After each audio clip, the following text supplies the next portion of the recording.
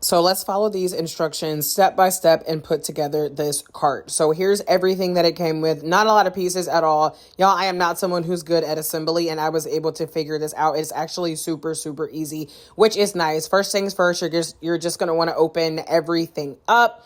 And then after, you're going to want to put like the cloth piece in there. This is the part where you're going to actually put the stuff in, and you just want to attach it in all the different spots. So first, you're going to start off with the sides. You need to make sure that you have the cloth covering like two of the little pointy areas, and it's going to make a lot more sense whenever you are actually looking at the instructions, I promise.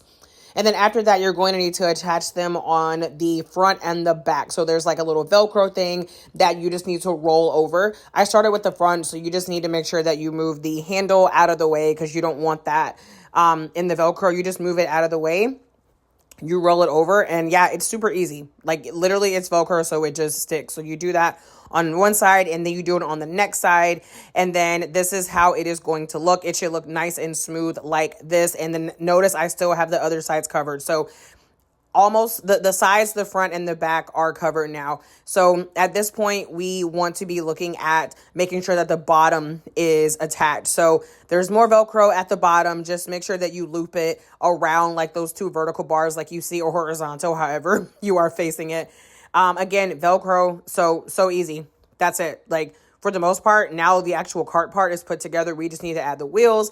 The wheels for the front are going to be the longer ones. All of the wheels have these little like barb things you can push down to go specifically into these holes. So you just need to make sure that you press down on it, on the silver thing, and then it will go down into the hole until you hear the click. When you hear the click, you know that it's in there securely. So you can see that where the thing on the wheel was sticking out, and that's how you know that you did it right.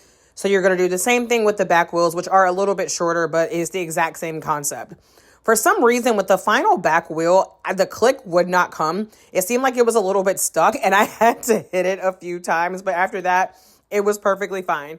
So the handle is a similar thing, but instead the handle has the holes, and you're going to try to slide it in with the click that's already there. But either way, it's the same way that you do the wheels, and the handle is extendable, by the way, just so you know.